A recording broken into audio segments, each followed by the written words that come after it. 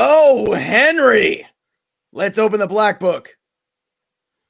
Hey, yo, what's up, everybody? It's me, Joey P, Joe Pisapia, and welcome to another thrilling edition of the Fantasy Black Book right here on the Brawl Network. That's right. It is myself, it is Scott Bogman, and the Welsh, and we're coming to you from the Brawl Network, because that's where we hang out, where all the cool kids are. So make sure you go over and follow us on Twitter at Network Brawl and hang out with us as well. It was a fun first week of the playoffs. Still one game left to play, but certainly some big performances that were out there. We're going to recap all of them and look ahead a little bit to what the repercussions are, not just for next week, but also 2021, because that is the mode we're in. But first, I think we need to do a little temperature check on Bogman, not because of COVID, just because it's now 2 losses in a row for the Pittsburgh Steelers. Yeah. And Boggs, I just want to make sure that you're doing okay. You're my friend. We've been doing this for a long time.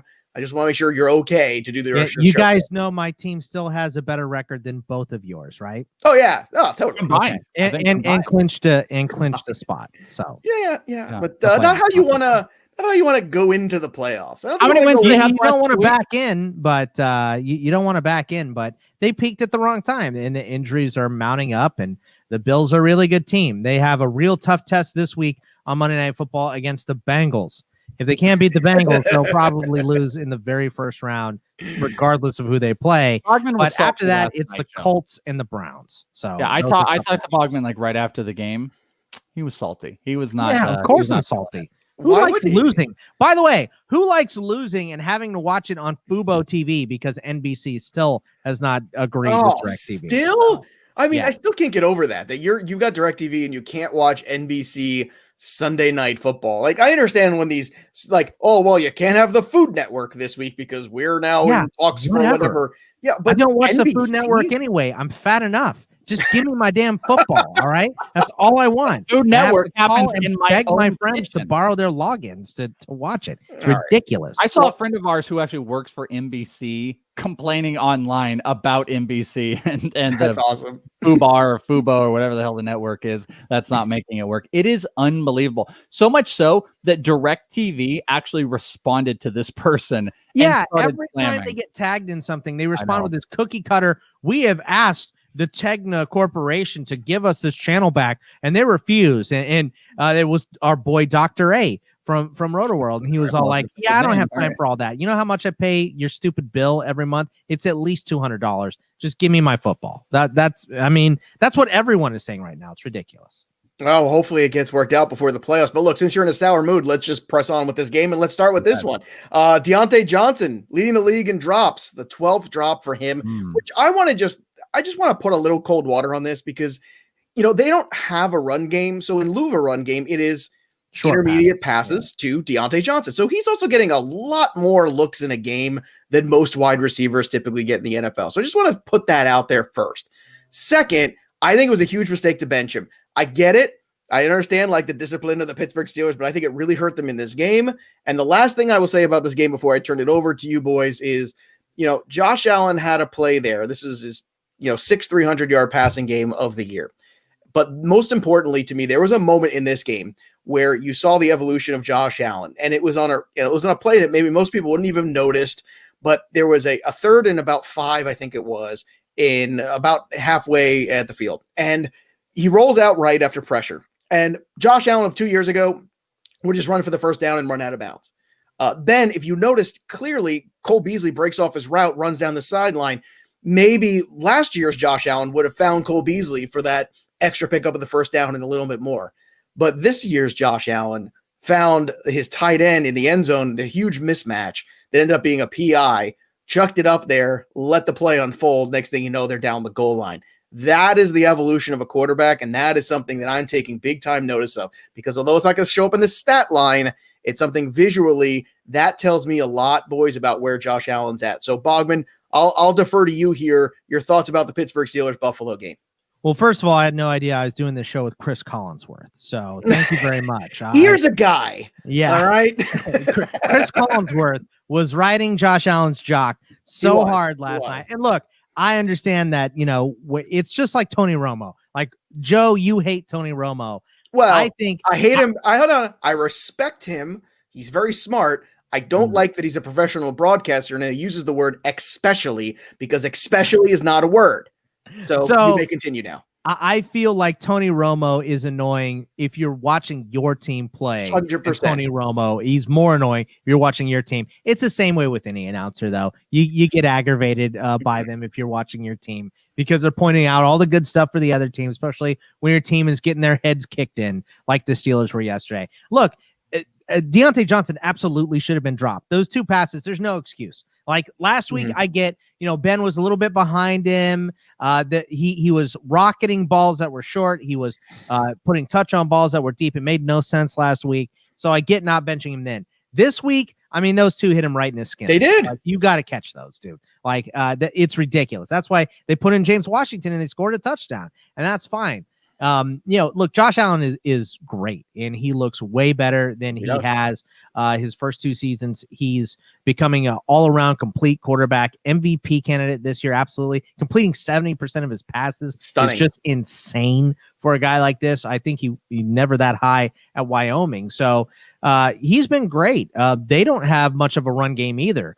Buffalo, they were throwing a lot of short passes, and I think Josh Allen wound up with 43 pass attempts in this game because of it. I think for 2 reasons. Number one, Buffalo's it was 43 passes. Buffalo's run offense isn't great, and number 2, Pittsburgh's still really good at stopping the run. So they kicked Pittsburgh's ass, and I have no excuse for Pittsburgh. So I think Deontay's going to be fine moving forward, but I think you can flat out drop James Conner. He's not getting run. Yeah, well, they're that's splitting the it up question. with Jalen Samuels and Benny Snell. Welsh, what do you make of the lack of run game right now for Pittsburgh? Because I feel like this is a real problem. And then you see conversely, the run game for Buffalo isn't great, but at the end of the game, they did lean on it. And that's what you do. You get a lead, you sit on it, and that's how you win playoff games. What I'm surprised is that the Steelers have accepted it. Like they've got a good running back in James Conner. They've gone to full-on acceptance of it. And, the short dink and dunk passes, they really haven't quite worked. Going back for a second to Deontay Johnson, I went and took a look here because I had a little time to do some research there where Bogman needed to get this that is a out of safe his place for him. system, Bogman has to let go of a lot of things. This is nice, and now we can move on to the next week. It's Steelers therapy. Right, we're on to Cincinnati. I went and looked, and of the top 100 pass catchers in the NFL as far as catch rate, there's only 2 Steelers that qualify in the top 100. The lowest 100th is Logan Thomas at a 64.5% catch rate. And the only 2 Steelers that show up are James Conner, who, by the way, running back, is an 83. He's actually 7th in the NFL overall in catch rate. And Juju Smith-Schuster, who has a 78 percentile. And Deontay Johnson is barely hovering over 50. I think he's got 69 catches, over 113 pass attempts. It's been atrocious. So what I'm so confused about is that you have a team that has had a capable offensive line, a more than capable running back, great receivers to help establish both the pass and the run game, yet the Steelers can't run, they don't run, and the thing that they use as a counter in the short dink and dunk passes really aren't working with the receiver play that they have. So I don't understand why they made the move to that. Is it the line has gotten so bad? The offensive line has gotten real bad. I mean, Marquise Pouncey, if you look at like PFF ratings and all that stuff, is one of the worst centers in the league now. Wow. It's about time for him to hang him up.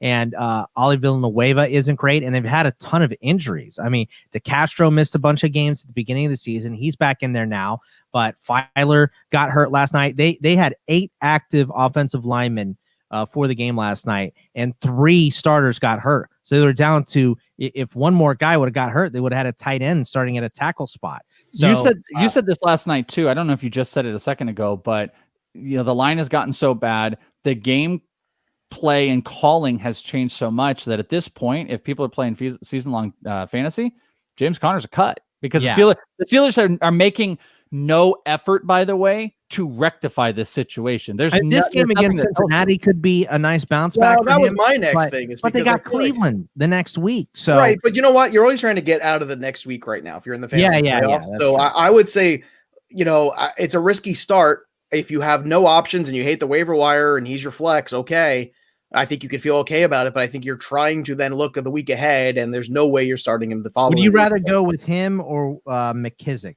McKissick. McKissick. I don't even care if Haskins is playing quarterback. I don't care. Totally I'll still take McKissick. All right, let's move on. McKissick's available in a lot of leagues, so that's just why nuts. And revenge game for McKissick. Don't forget that. The revenge game.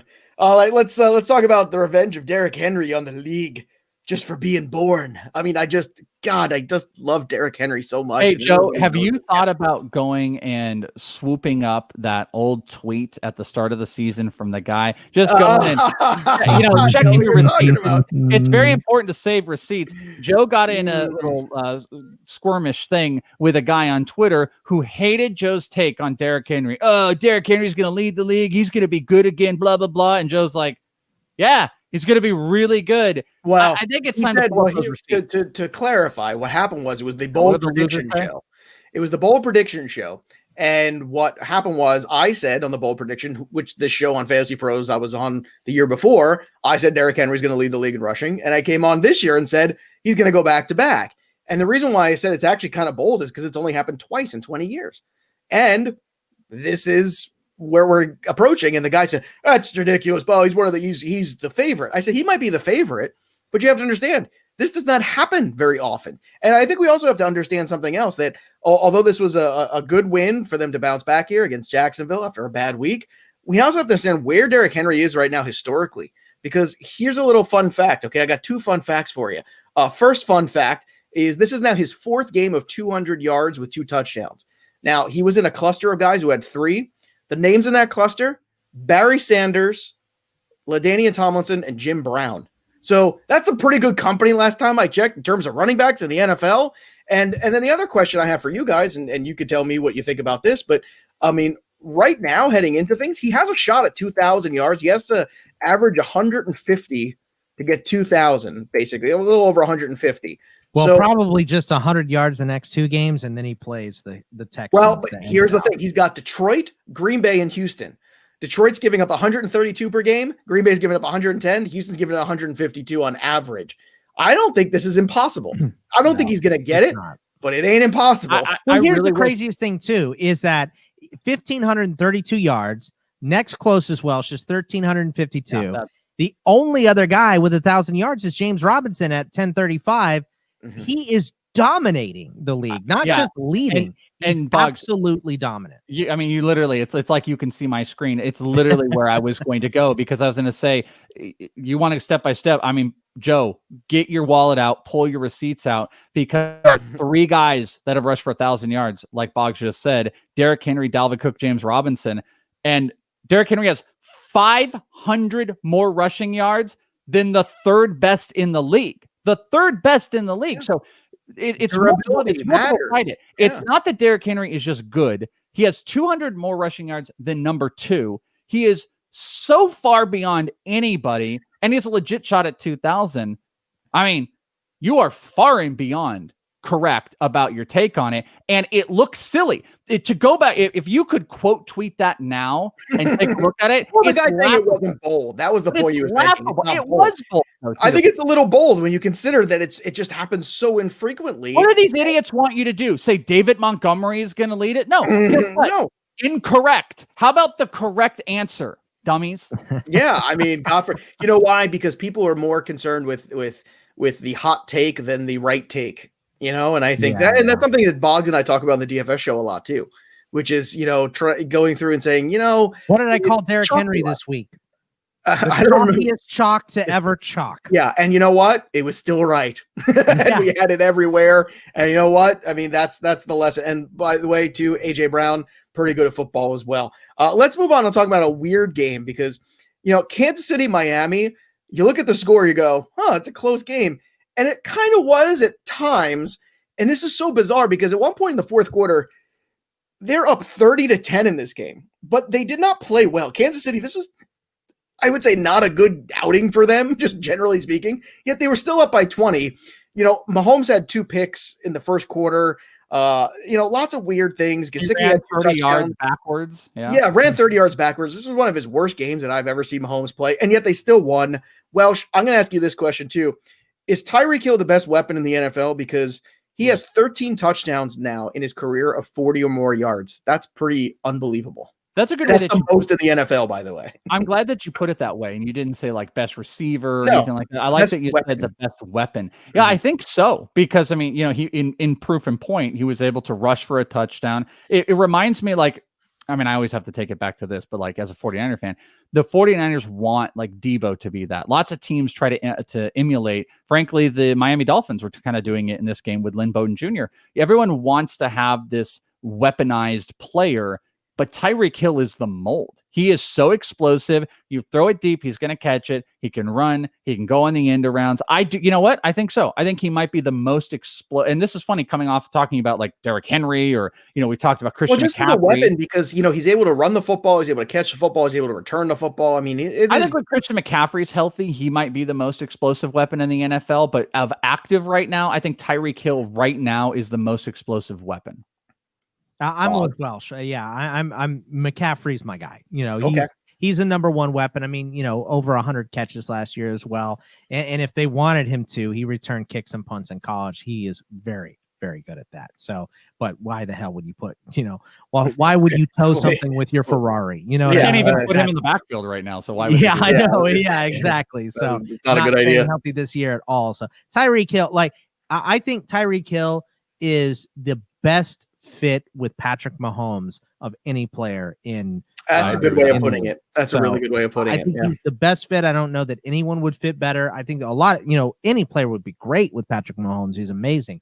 But I think that fit works so perfectly for them. Right, because he's able to make throws that nobody else can, and he's able to get out of dodge and then make strangest throw you've ever seen. Off one tackle, there's no one in the league that can keep up with Tyreek. There's just no one. So he gets open. We saw it in the Super Bowl. We've seen it in all over the place every time he touches the football. So can I ask you guys, took a end around and scored 32 yards. Yeah, it's crazy.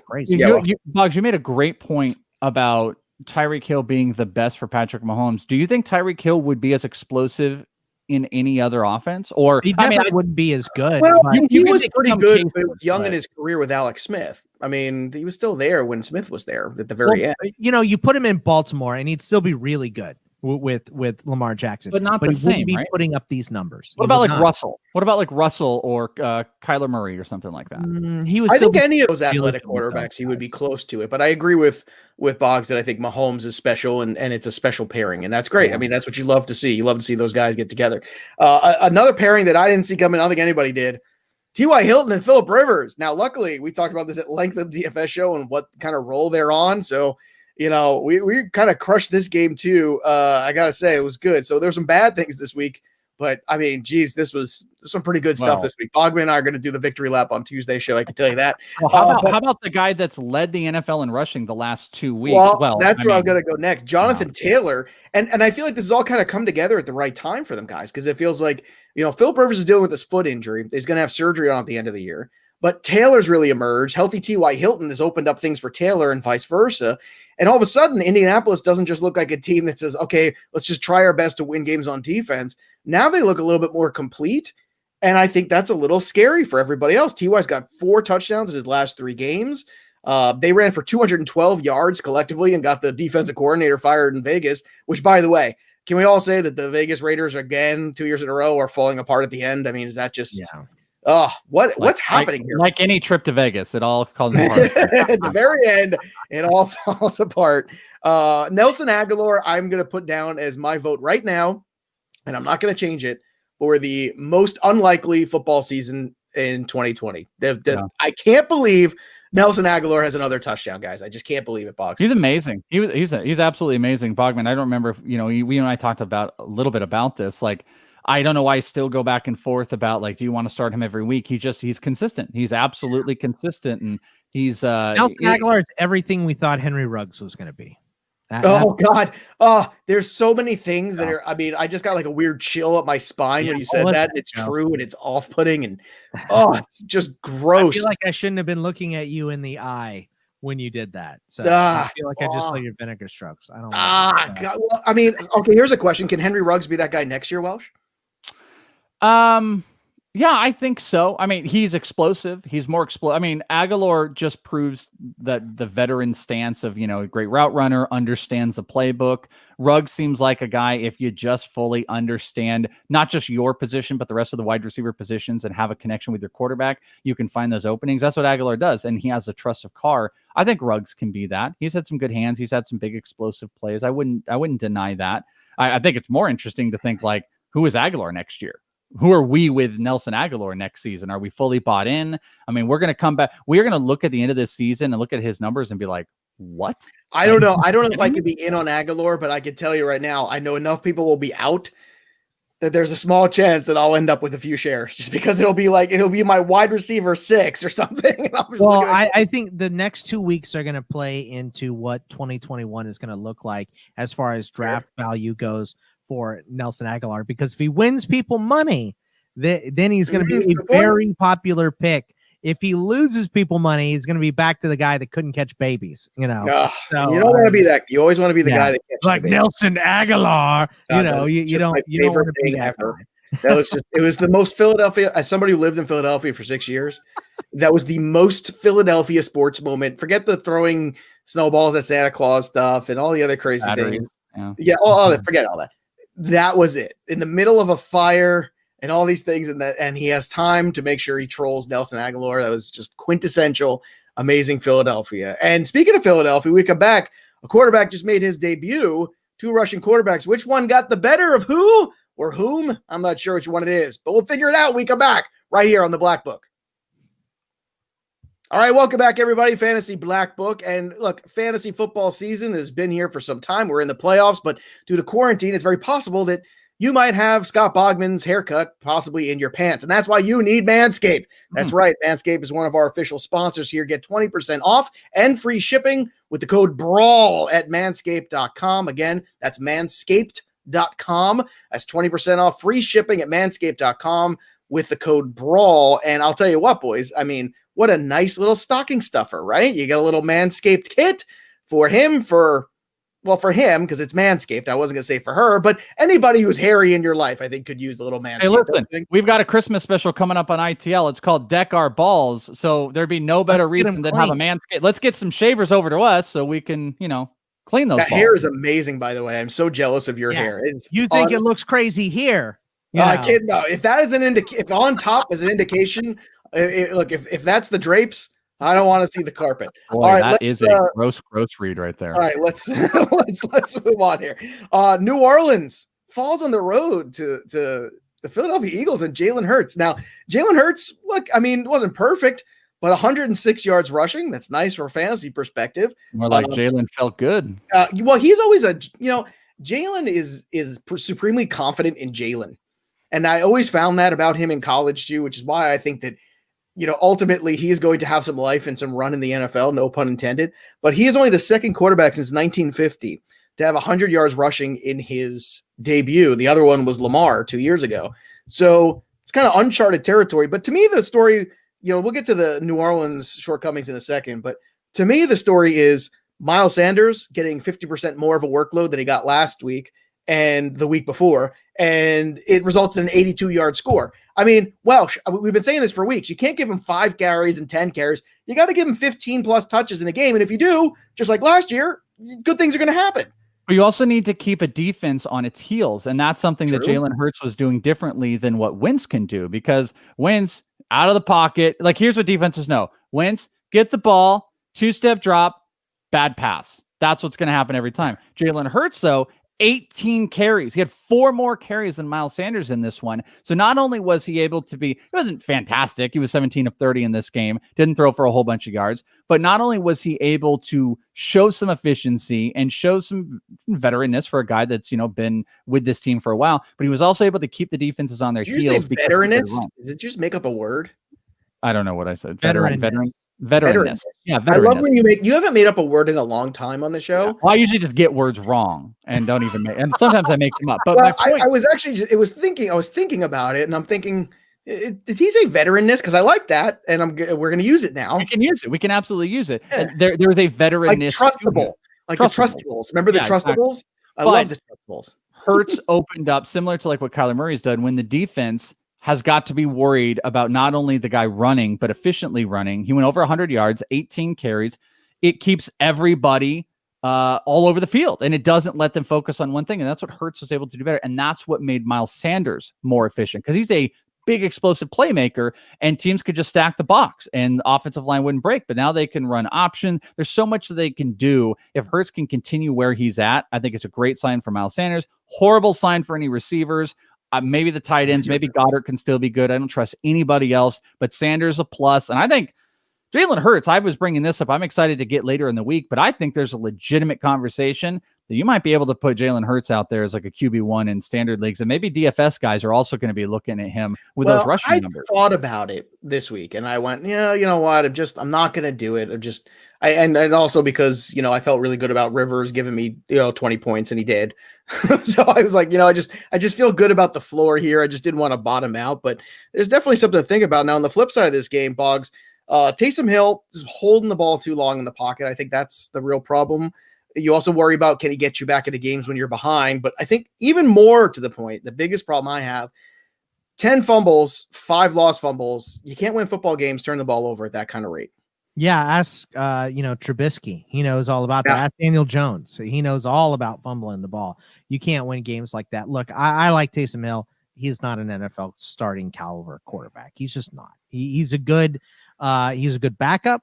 He's a good emergency option. He's a good guy to run some trick plays with. I don't think he's a starter in this league, and he just hasn't been able to do it. They lost one game to the Eagles, but and this is how it's hard to predict these games, because I've said the whole year, Joe, and you've heard me say it, is that the Eagles have the roster to make any game close. Agreed. It's not far removed from the Super Bowl. They have it's execution. It's been execution all year with them, and making bad situations worse. And getting Hurts, out of the pocket and getting him to run and do things like that, it freezes those linebackers, because they don't know what's going to come. Is it going to be a short pass, a long pass? Is Hurts? It also wears out the D line. That's Wentz is Wentz is mobile, but he's not Hurts. It makes all of those catches now, wait a minute. Now we're laughing. Now, see, everyone in front of me last week when I looked like I was the golden child because of what was now it's like literally snowing outside my window. So, but in case you're wondering why we're laughing, it's because on the video version of this podcast, you can check out on YouTube, is because Bogman's I have no control of my animals. Bogman has zero control. I mean, it's a good thing you don't have kids. Up whenever he feels, because the cat alone, its butt has to be in the camera at all times during the show, and it's just hysterical. And I think it's only when you talk about certain players too. It is. And what Captain was hanging around and Bogman was just petting him, and then Captain decided to straight up butthole the camera shot of Bogman as he was trying to talk. So we just got straight up Captain Butthole in there. So hey, go if you've ever wanted a reason to go to the Brawl Network YouTube. That's a free preview for Captain's OnlyFans that he's starting next month. So Brawl Network on YouTube. Watch the Fantasy Black. But yeah, I mean, look, it makes those those tackles downfield a little bit more. It makes it more dicey to send pressure to the quarterback, because he can get out of the pocket and move. Carson Wentz, unfortunately, because all of the knee injuries that he's had, just does not move like he used to. No, he doesn't. So he get to Mississippi and get smashed. So the coaching is working out better. I think New Orleans is going to be okay. It doesn't look like Drew Brees is going to be back this week yet. Probably next week. But we'll see. And he did at least open up the offense a little bit. Alvin Kamara, I think, had 6-7 catches in this game and way more targets. So that was better. So Taysom Hill is getting better, but not good enough to win. I thought like, even if you just look at the stat line, if you don't dig too deep, I think you're seeing some normalcy a little bit. Like Kamara got involved back. Michael Thomas still gets his run. He was able to spread the ball around. Like, I think that you're seeing maturation. He's still not Breeze though, Joe, but he's maturing. Not. He's look, I told you last week, he looked better in the pocket of all the games so far I've seen him, but he's holding the ball a little too long, and he's having problems with the reads a little bit. Like he's having some issues still. And look, this is with learning, on the job kind of stuff. It's not like he had a whole offseason as the number one quarterback. And, I think from a fantasy perspective, you like what you see out of Taysom Hill, regardless of the mistakes. But, it's whether or not you can rely on them next week in a game against Kansas City. We'll talk more about that later. Green Bay 31-24 over Detroit. 8 straight games, boys, for Devontae Adams with a touchdown. Only 2 wide receivers have a longer run. You want to take a guess who those wide receivers are? Anybody? Welsh, you should know one of them. Jerry Rice, of course. Jerry Rice in 1987. Who is the other one? Randy Moss. Who is it? Is it Randy Moss? It is not. It's 2012. I'll give you the year. Oh, Calvin Jones or Calvin Johnson? Calvin Johnson. No, is it? No, it's not Calvin Johnson. Nope, it is AJ Green of all people. Ooh, you know what I was going to say? Chris Carter, because all he did was catch touchdowns. All he did was catch touchdowns. That's right. Not too much for me here. Green Bay wins the North. I mean, this is kind of a, in terms of fantasy, Aaron Jones was a bit of a letdown. That's all I got for here. Well, he had the same stat line as last week without the 77-yard. Well, but I missed that. He needs that explosive play. Yeah. That's the thing I wanted the most, but I didn't get it. Minnesota, on the flip side, looks like they are going to be done. Dan Bailey he's done. Oh, my God. It's the first time since 1976 that a guy's missed 4 kicks in one game without making one. So that's embarrassing. But still, Tampa was flat in this game. They got right on that Scotty Miller deep ball. And then Welsh, when I'm looking at this one, it feels like as impressive as it was that Cook got a 14th touchdown and had 100 yards against the number 1 run defense. It just looked like, Tampa was able to just do enough in this game and kind of take over late. And Minnesota eventually just fell apart like Minnesota does. Yeah, and I think that's a good point about Minnesota. They really they had been on kind of a heater, and you can see when they're really tested defensively, things kind of fell apart, especially in the receiving game. Both Jefferson and Thielen kind of disappeared. Yeah. They only had the actual running game going.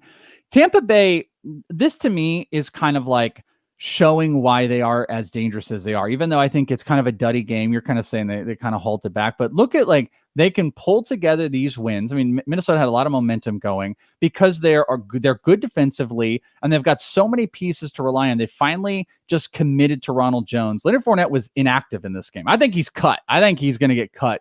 Who's more done, Fournette or Todd Gurley? Fournette. Gurley. Come on. Fournette can at least still run. He may not when he's active. Not if he's not inactive. Okay, but Gurley is cooked. Well, okay, from a physical standpoint, Gurley way more. But right now, Leonard Fournette. I think he's going to get cut. He's so done with it. But the team has established to Ronald Jones. They can Atlanta.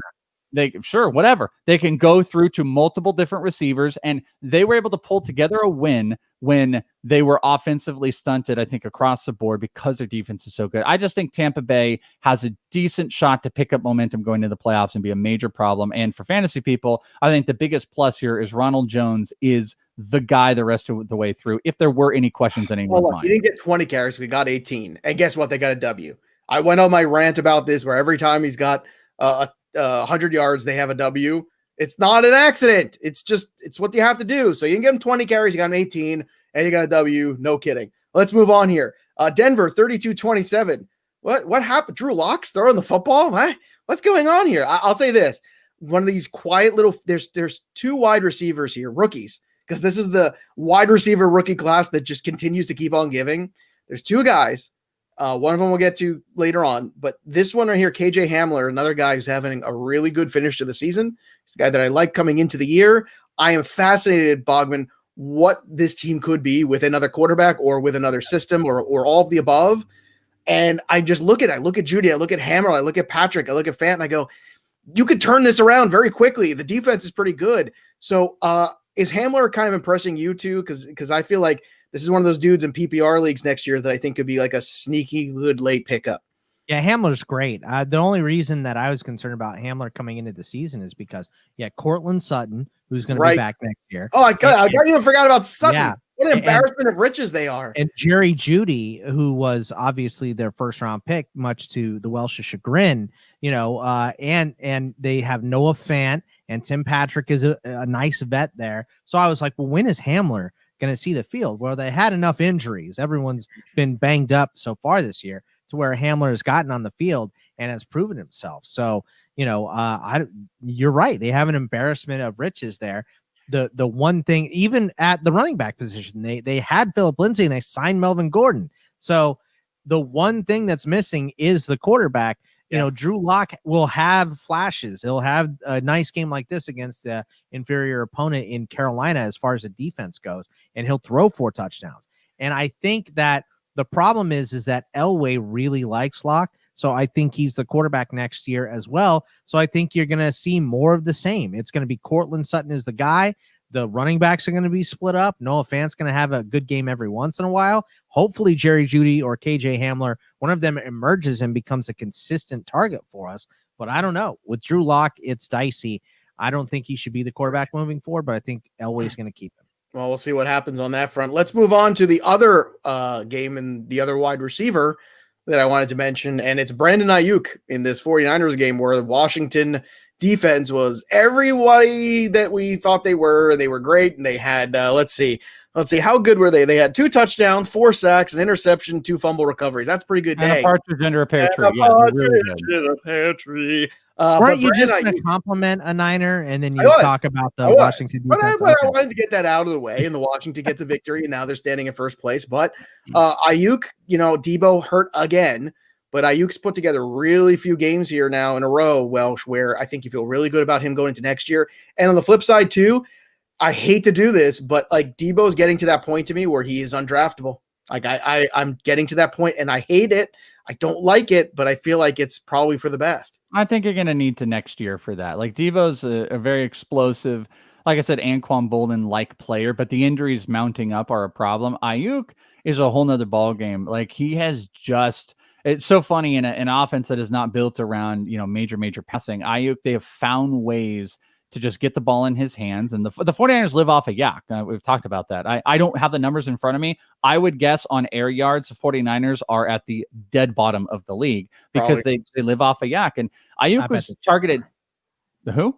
The Jets. Come on. Okay. I don't know. Flacco had a couple weeks there. Ayuk had 16 targets in this game. And you've seen the 49ers do this multiple times. Ayuk had one of these games when he was out and Debo was out. Richie James got it. Ayuk had 10 catches in this over 100 yards, 16 targets. I said he's going to be a high-end wide receiver too the rest of the year because Debo's, I think, going to be done for the year. They said it's a potentially serious injury with a hamstring that he had, maybe even MCL. He'll be out. Ayuk, there's no Kittle. Ayuk is going to get, I think, 12 plus targets a game through the end of the year. I think he's a high-end wide receiver too, and he's going to finish really strong, and he is the explosive playmaker because guess what? He can stay on the field, and they trust in him, and he will get all of the targets, all of them. All right, let's try to squeeze one more in here. Arizona and the Giants. So Washington flips over the Giants. So the Giants go into Seattle with Colt McCoy, beat them, but then lose at home to the Arizona Cardinals, which is a good team, but a team that's been struggling lately. DeAndre Hopkins gets right in this game. Kenyon Drake continues to look healthy, guys. So strange. And then Hassan Reddick has 5 sacks in one game. That's an incredible day. Anybody want to take a venture who has the most sacks in a single game ever? Isn't it still Derek Thomas? That is correct. Good job. I said Derek Thomas first. I win. Oh, no one could hear you. You were off the screen. Yeah, you just flipped on me. You were on that side. Now you're on this side. Where actually, this when Joe's talking, your mic just goes dead. Oh, there it goes. Now it just flipped back. So sorry about that. I said Derek Thomas. I win. Yeah, it's like Jeopardy, where you can't buzz. 7 or 7.5. It was 7 or 7.5. Yeah. Are we gonna bring that? I hope we bring trivia back around the Super Bowl. Yeah, that was a winner. That was a great podcast. I just want to say like that. That's a winner. And for everybody who's wondering what are they doing? That is the turkey sound. And we did the turkey sound before Shakira did the turkey sound. And then when Shakira did the turkey sound, all 3 of us just lost our minds and began texting each other. That was how we buzzed in. That's what we did a contest. Right. But then that was like the next week. Then she did the halftime show and we all lost our minds. Like, did she listen to the podcast? Because clearly she does. By the way, I don't even know who's doing the halftime show this year. It doesn't matter. It's going to be awful. The weekend. Oh, it's going to be nothing compared to Shakira and J-Lo. So that's true. Saying. Yeah. The weekend, there's nothing the weekend can do to top that. Yeah. Just putting that out there. It's just not going to happen. No offense to the weekend, but no, it's not happening. On the weekend? You know what? I can only name like one weekend song. And I know that makes me old and whatever, but I don't know. I can't name any. So you got one more than me. I got one more than you. So you're younger than me. Anything else from Arizona and New York to throw in here on this one? Well, I mean, Daniel Jones was clearly not healthy. There's no way he should have been playing that game. Yeah. I guess they thought 51% Daniel Jones is better than 100% Colt McCoy, and maybe they were right. Who knows? I don't know if they were right, because you know what? They won last week and they lost this week. So yeah, he did not look healthy. He looked terrible. Kyler Murray looked better. He ran more. I think he had 13 rush attempts in this game. So he's more and more healthy every week. So and he should be better. Wayne Gallman outscored Ezekiel Elliott this week again. Oh God. On that note, let's hit a break. We come back. We'll lightning around the rest of the games and do a 2-minute drill. You're listening and watching the Black Book on the Brawl Network. We'll be right back right after this. All right, welcome back, everybody. There's still a couple weeks left of fantasy football, and thanks to our partnership here with DraftKings, all new players can play for free. That's right, free millions with your first deposit. How's it work? Well, create your DraftKings DFS account and make a deposit, and DraftKings will credit your account with a free entry to these contests. So draft your lineup, go for the $1 million top prize. What you have to do is you have to go to dkng.co/brawlpod. I know that sounds like a lot, so I'm going to say it again. That's dkng.co/brawlpod, and act quickly, because that minimum $5 deposit, boom, you put that in there, you get your free entry. And then obviously good things happen. Eligibility restrictions apply. See DraftKings.com for details. And boys, let's lightning around the rest of these games, because some of these were just absolutely ugly. Let's start with the Seattle and Jets. We got our DK Metcalf touchdown. Jamal Adams got another sack. 8 sacks now, the most ever for a defensive back. Wow. That's unbelievable. It's a new record there. What an incredible addition he's been, and him being healthy certainly helped. You should have had the Manscaped ad right before we talked about all of Jamal Adams' sacks. That's good. That's good. We'll keep that for next week. And the Jets put up 3 points. So it's the best Christmas present. I just, every week that they lose, I'm so just excited for the Jets to go 0-16. This is great. It's you were not this excited when the Lions did it. It's New York. That's why. I think I was pretty excited about it. Maybe not this, but don't you understand that the only person more excited than you are Jet fans? As it should be. Well, you know what's going to happen. But we all know what's going to happen. We all know what's going to happen. They're going to win in week 16, and then it'll come down to them and the Jags, and then the Jags are going to get the first pick, and it's going to be so amazing. But to me, it's more special to get an 0-16 than a 16-0. So I'm just so happy about it. So thank you to everybody rooting along with me. All right, let's keep going here. Atlanta and Los Angeles.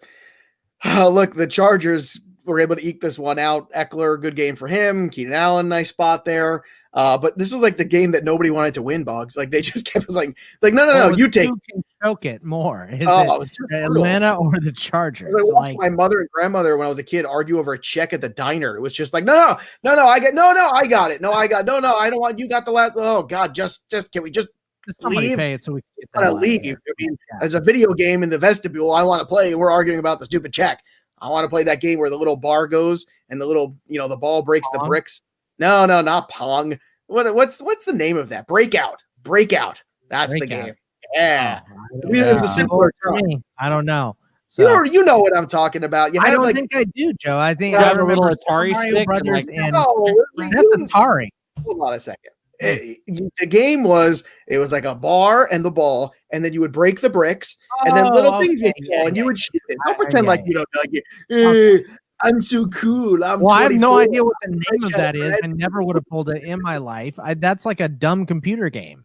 So, yeah. I remember Snake. Snake was the best on your calculator where you try not to eat yourself and you go that was the best. Snake on my Nokia phone got me through many a bus ride back and forth to New York. I can tell you. Oh, okay. Bus ride in New York. Oh, yeah. Oh, brutal.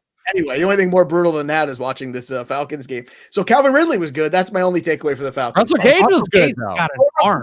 That pass was great.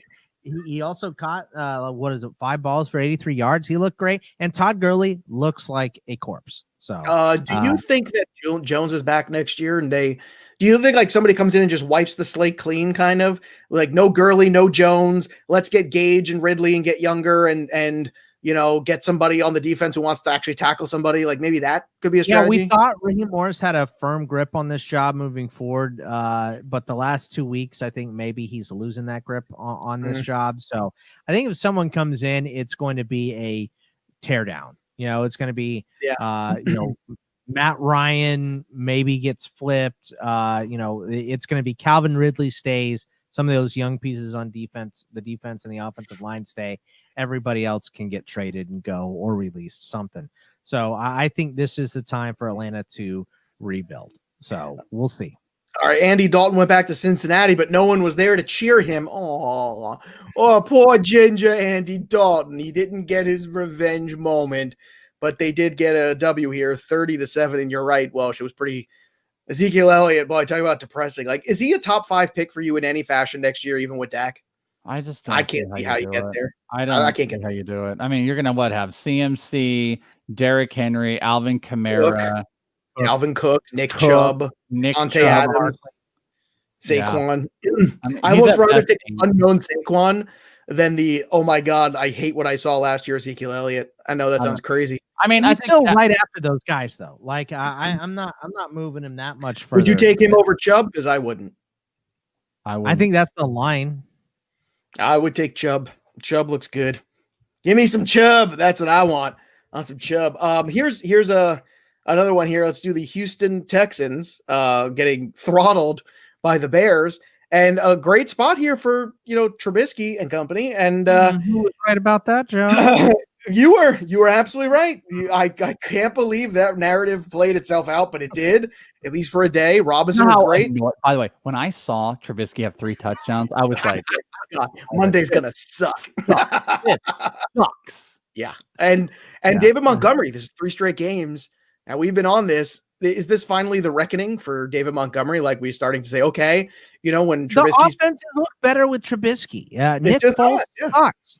And they were winning games with Trubisky. Yes, he was making mistakes, but this is the thing that I was talking about. This is why in the beginning of the year, Welsh thought I was a Nick Foles guy, because I had Nick Foles in the top 32 of my quarterback rankings, because I thought, no way they start with Trubisky, bench him, go to Foles, and then come back to Trubisky. That's exactly what happened. Yeah. And that is what happened. I thought, let's start with Foles, let him fail, and let Trubisky come in and be the hero for Chicago. That makes his story a little bit better and all that stuff. Matt Nagy didn't see it that way, I guess, for whatever reason. But the offense moves way better with him. So I think it's going to be. I think Trubisky keeps his job next year too. I don't know that the Bears are going to go draft someone, because he's going to look good at the end of the year, which I know Bears fans will attack me for. I'm not saying that I wouldn't take a new quarterback. I'm saying that Trubisky's going to look good enough for them to not take a quarterback in the first round. Let's talk about that, because it kind of ties into the other thing that I forgot to mention with Cincinnati, which is I feel like Nagy is going to find a way at the end to keep his job this year if they continue to play like this. And then I feel like with Taylor in Cincinnati, that's another situation where, do you really want to change coaches right now with Joe Burrow in development? Like, I get it. If you go 0-4 next year, you could fire him. That's fine. But if you bring in a defensive coordinator like, I don't know, like a Anthony Lynn, who might be out of a job, or a Lovie Smith, who's out of a job, somebody with head coaching experience, and kind of cover yourself from an insurance standpoint, maybe a little bit, because I feel like there's so many good head coaching vacancies that you're really competing right now. And I don't know if it's a good idea to fire guys and be out there in this market, because it could dry up real quickly for you. And I also don't know if you want to put Burrow under a situation where he's got like 2 years in the league, 2 different coaches, because that's like what the Jets do. And then it's like there's no win from that. So Alex Smith did. I think Alex Smith had that. Yeah, Alex Smith is another good example. So do you guys think that Taylor is back next year? And do you think that Nagy's back next year right now as it stands? Taylor, yes. Nagy, no. I'm on the fence with Nagy. I will say Taylor, yes. Yeah, I'll go with Boggs. But I definitely think they bring in somebody else with experience as a head coach. And that's going to not sit well. But you know what? You got to win more than 2 games. That's got to happen here. All right, let's hit the 2-minute drill. And it starts right now. Okay, here's a question. So next week, Taysom Hill is going to be at home against the Chiefs. I'm going to ask this loaded question. If Taysom Hill beats the defending Super Bowl champion Kansas City Chiefs and beats them handily, how do you take the job away from Taysom Hill? I know it's Drew Brees. I know he's one of the greats. But if you're beating the champs, does that become a little bit of a dicey scenario here for everybody? No, okay. It doesn't. No, not even a little. Anything that Hill does, anything that Taysom Hill does, Drew Brees would have done 3 times better. So that's what I would look at. If they handily beat the Chiefs, which is not going to happen, I believe the Chiefs are going to be favored in that game by a decent amount.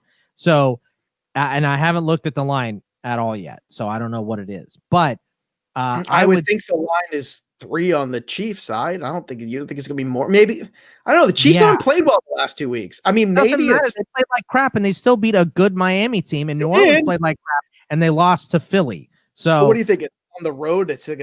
I think it's 5.5. 5.5. Okay. I think it creeps back towards the Saints, but whatever. There is nothing in me that says that you don't put Drew Brees back in there because Taysom Hill wins this game. And also, they had a different offensive scheme going when Taysom Hill was playing that kind of slash role, and I think they would jump right back into it. And it just made them better, I mean, this is the first game that Taysom Hill was able to fully utilize, or the offense was fully able to utilize Alvin Kamara. That's not something that you have with Brees. They actually have a little bit more flexibility when Taysom Hill is off the field like that, and they can put him into other spots. I think the playbook has, shrank a little bit in the creativity they can go with. So Drew Brees comes back. It is a 100% no-brainer. Right. I don't think. Do you think it changes? No, I agree. I think that's trying to aggravate me because I've been talking so much crap about Taysom Hill. Yeah, so. I just want to see what happens. By the way, I just realized with my giant bald head and the Brawl Network sign behind me on YouTube that now it says the bruh. What's up, bruh network? Bruh. You want to get me, bruh? And it's got the W, so I get the bruh. Oh, goodness. So that'll do it for us. We'll be back again next week. In the meantime, make sure you follow us on Twitter at Network Brawl, at Bogman Sports, at Is It the Welsh, at Joe Pisapia 17. Check out these 2 boys and in this league and join the ITL Army on Patreon. Check me out on Sports Grid 6 days a week. And the new Fantasy Black Book is out and available right now on your Amazon. So if you're playing baseball this year, go pick that bad boy up. You can get the paperback. You can get the Kindle version. You want to save a tree. Good for you. So go get that on Amazon, the Fantasy Baseball Black Book 2021. That'll do it for us, but the story of the game goes on. For Bogman and Welsh, I'm Joey P. We'll see you next time, kids.